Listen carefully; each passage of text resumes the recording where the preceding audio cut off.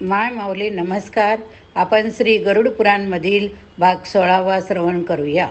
भगवान श्रीकृष्ण म्हणाले की आता न्यायानुसार धर्म अधर्माची लक्षणे मी सांगतो. कृतयुगात तपश्चर्या केल्याने प्रशेष होई, तर द्वापारयुगात यज्ञयाग हे आत्मकल्याणाचे साधन. कलियुगात मात्र केवळ दानधर्माचे एकमेव साधन. या भूमंडलावर मनुष्याकडून जो काही दानधर्म केला जातो तो सर्व मनुष्याच्या आधीच यमलोकीच्या महामार्गावर जाऊन उपस्थित राहतो. हे द्विजोत्तमा, सर्व देवगणांनी शय्येचे दान करण्याची प्रशंसा केली. याच्या दानाने मनुष्यास स्वर्गप्राप्ती सुखाने होते, म्हणजेच शय्यादान करावे. शय्यादानाचा विशेष प्रभाव असा आहे की मनुष्य प्रेत बंधनापासून मुक्त होतो. मनुष्याने दान नेहमी सत्पात्री सुयोग्य अशा व्यक्तीलाच द्यावे. दान देणारी व्यक्ती मृत्यूनंतर परत या भूमंडलावर शुभदर्शन देण्यासाठी उत्पन्न होते. तेव्हा तो मनुष्य संपत्तीने युक्त धर्मात्मा सर्व शास्त्रांचा पंडित होतो, म्हणजे दानाचे महत्त्व होय. भाग 132 श्राद्ध विधीचे वर्णन. भगवान श्रीकृष्ण म्हणता, जो मनुष्य या जगात विधीपूर्वक उत्तम श्राद्ध करतो तो उत्तम फल देखील प्राप्त करतो. जे गुण पितृगुणांना तर्पण करण्यामध्ये असतात तेच गुण श्राद्धामध्ये असतात. श्राद्ध केल्याचे व्यक्तीत पितृगण संतृप्त होऊन आपल्या कुलास विपुल धनधान्य प्रदान करतात. मृतात्म्या शांती मिळवण्यासाठी विद्वानास दान द्यावे. अशा रीतीने जो विद्वानांना तीळ, गाय, सुवर्ण असे दान करतो ती व्यक्ती सर्व उपद्रव्यापासून मुक्तता पावते. ब्रह्मा, विष्णू, महेशाशिवाय अन्य 5 श्राद्ध असतात. तत्त्वज्ञानी लोक अशा 16 श्राद्धांचे ज्ञानी असतात. सर्वप्रथम होणारे श्राद्ध शवाच्या शुद्धीसाठी असते. ते न केल्याने पिशाचादींचा त्रास उद्भवतो. अशा प्रकारे आवश्यक असते. भाग 133 तीर्थ महात्म्य उपवासाचे व्रत. भगवान म्हणाले की जो कोणी उपवास करून मृत्यूस प्राप्त होतो तो मनुष्य लोकांचा त्याग करून माझ्याच इतका श्रेष्ठ बनतो. जो कोणी पुरुष तीर्थस्थानी किंवा घरी सैन्यास धारण करून मृत्यू प्राप्त करतो तो तर पहिल्यापेक्षा अधिक फल प्राप्त करतो. किंवा एखादा रोग उत्पन्न झाल्याने कोणी उपवास करीत असता त्यास मरण आले तर तो रोग त्याला कधी होत नाही. प्रति दिवशी ब्राह्मणाला भोजन दान दिल्याने मनुष्याची लहान मोठी सर्व पापे दग्ध होऊन जातात. आपल्या पुत्रपौत्रांचा संपत्तीचा त्याग करून जो मनुष्य तीर्थक्षेत्री प्रयाण करतो त्याला ब्रह्मा आदी सर्व देवता तृप्ती प्रदान करतात. आपल्या घरी पापाचरण करणारी व्यक्ती जर तीर्थस्थानी जाऊन स्नान करील तर त्याची सर्व पापे नष्ट होतात. दानशील व्यक्तीला पाहून सर्व देवगण प्रसन्न होतात. पित्यासाठी दिलेल्या दानाचे शतपट फल मिळते.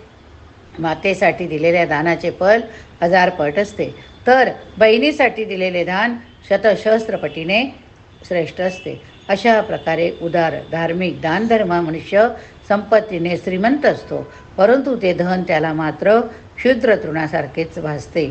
अशा सज्जन पुरुषास कोणताच मोह आकर्षित करू शकत नाही. त्याला मृत्यूची देखील भीती वाटत नाही. पुढे भगवान म्हणाले की भारतवर्षात 13 जातीपैकी एकीमध्ये मनुष्य जन्म प्राप्त करून जो तीर्थस्थानी प्राणत्याग करतो त्याला पुन्हा जन्मधारण करावं लागत नाही. त्याने जर एकदाच हरिनामाचा जप केला असेल तर तो मोक्ष प्राप्त करण्यासाठी योग्य बनतो. तुळशीचे फार मोठे महात्म्य वर्णिले आहे. तुळशीचे रोप लावल्याने, तिला पाणी घातल्याने तुळस मनुष्याची जन्मजन्मांतराची पापे धन करून टाकते. देव नेहमी भावाचे भुकेले, म्हणून जेथे मनुष्याची भावना प्रबळ असते तेथे साक्षात भगवान वास्तव्य करतात. जो प्राण्यांवर दया करतो तो लोकांचा नायक बनतो. धर्माचे फल तर त्याला प्राप्त होतेच, शिवाय प्रतिष्ठा पण लाभते. या जगात दान, सत्य, दया 3च गोष्टी श्रेष्ठ आहेत. भूमिदाना इतके कोणतेच श्रेष्ठ दान नाही. भूमीसारखे कोणतेच अन्य धन नाही. गाय अथवा भूमिदानाचे मनुष्याचे अनेक पापे नष्ट होतात. अधर्म करण्याची प्रवृत्ती असणारा माणूस सहस्र गायीच्या वधा इतके पाप करीतो. एका गायीचे हरण करून मग किती गायीचे दान दिले तरी त्याची समता नसते. वेदांमध्ये असे कथन केले आहे की दुर्बल व्यक्तीचे रक्षण केल्याने जे पुण्य प्राप्त होते ते यज्ञादी कार्यात पुष्कळ संपत्ती दक्षिणेच्या रूपाने देऊन सुद्धा मिळत नाही. जो मनुष्य एखाद्या पंडिताचे धन लुबाडून त्याचा उपयोग घेतो तो आपल्या 7 कुळांचा नाश करीतो. भगवान श्रीकृष्ण म्हणाले की भाग 138 विविध श्राद्धांचे कथन. जो 12 वर्षापेक्षा लहान किंवा 4 वर्षापेक्षा मोठा असेल त्याचे प्रायश्चित्त त्याच्या मातेने अथवा इतर बांधवांनी केले पाहिजे. प्रतिवर्षी होणाऱ्या श्राद्धाविषयी आता सांगते. दरवर्षी पार्वणद्वारा क्षत्रज्ञ औरस पुत्रांचे श्राद्ध करावे.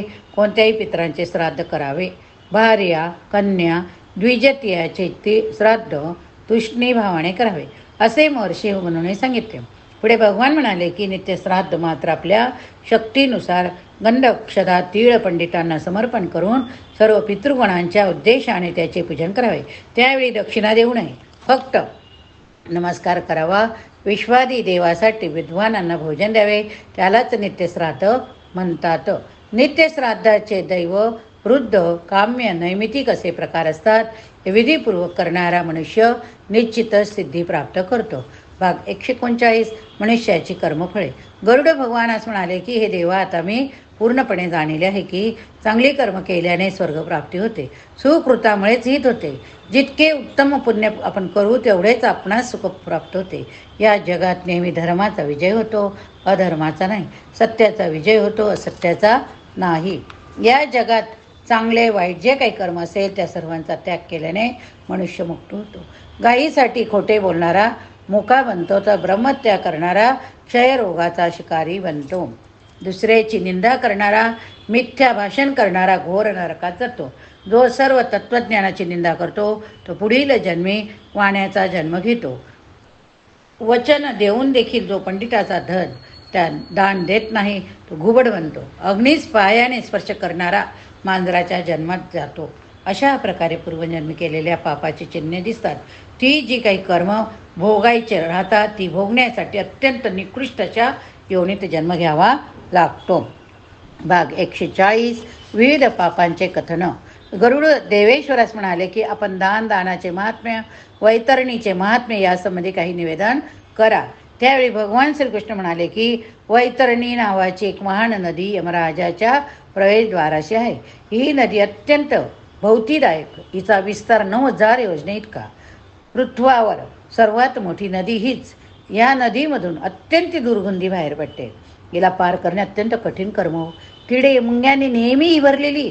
पापी लोक त्यात सारखे उठत पडत असतात, गोंधळ घालीत असतात. ही महानदी 4 प्रकारच्या प्राण्यांनी युक्त असते. या नदीस दान कर्माचे पुण्य केल्यानेच ओलांडणे सोपे होते. कृतज्ञ विश्वासघातकी असे लोक फार दीर्घ काळपर्यंत तिथं निवास करतात. दान देताना श्रद्धाभाव असेल तर ते दान दीर्घ कालपर्यंत राहते. परंतु शरीर संपत्ती अस्थिर असते. मृत्यू नित्य असतो. म्हणून धर्माचा संचय अवश्य करावा. वैतरणी पार करण्यासाठी गाय दान करावी. म्हणूनच आपण ज्यावेळेस आपल्याकडे पारवत्य असतं त्यावेळेस आपण चांदीची गाय ब्राह्मणाला देतो. असा आपला एक उपक्रम आपण नेहमी करत असतो. प्रार्थना करावी की हे द्विजश्रेष्ठा, मी वैतरणी नदी सुखाने पार करू इच्छितो. त्यामुळे त्यासाठी वैतरणी गायीचे दान मी आपल्याला अर्पण करीत आहे. माझी अशी अभिलाषा आहे की गाय माझ्या मागे पुढे असाव्या. मी गायीमध्ये निवास करावा. तदनंतर सर्वांचा भगवान धर्मराज वैतरणी गायीस नमस्कार करून मी ती एका विद्वानास अर्पण करावी. गायीस सांगावे, हे देणुके यमराजाच्या भीतीदायक अशा दरवाजावर तू माझी प्रतिज्ञा कर. हे वैनतया, अशा प्रकारे सर्व विधी केल्याने ती महानदी परमसुख देते. जो मनुष्य दान धर्म यांचेपासून दूर राहतो त्याचे जीवन या भूमंडलावर दरिद्रीच राहते. शरीर नाशवंत, ते कधी कायम टिकत नाही. म्हणून शरीराचे केलेले नित्य टिकणारे कार्य अर्थात दान पुण्य नेहमी करावे. प्राण हा एखाद्या पाहुण्यासारखा आहे, तो कधी निघून जाईल हे सांगता येत नाही. श्री भगवान पुढे म्हणाले की आता मी सर्व काही निवेदन केले आहे. फक्त लोकांचे हित करणारे परम औषध स्वरूप असे मी जे सांगणे आहे ते मी आता तुला सांगतो. ज्याच्या हृदय मंदिरात इंदी वराप्रमाणे भगवान कृष्ण नेहमी विराजमान राहतात, त्यांना सतत लाभ होत असतो. त्याचाच नेहमी विजय होतो. अशा लोकांचा पराभव कधीच होऊ शकत नाही. भगवान विष्णू वस्तुतः माता पिता नातलग बंधू आहे. ज्या लोकांची बुद्धी अशा प्रत्येक प्रकारे स्थिर राहते त्यांची कधीच दुर्गंधी होत नाही. भगवान विष्णूचे स्वरूप मंगलमय आहे. गरुड मंगल रूप आहे. पुंडलिकावर देखील मंगल रूप आहे. श्रीहरी तर पूर्णपणे मंगलाचे आधारस्तंभ आहे. पुढे भगवान म्हणाले की मी आपल्याला संपूर्ण गरुड पुराणाचे विधीपूर्वक कथन केले. थोडक्यात हे परमपुण्यमय महापुराण जो कोणी भक्तिभावाने वाचतो, श्रवण करीतो, तो पुरुष या जगात जन्म मृत्यूच्या फेऱ्यातून मोक्ष प्राप्त करतो, भगवान विष्णूचे सानिध्य प्राप्त करतो. या ठिकाणी श्री गरुड पुराण समाप्त झाले.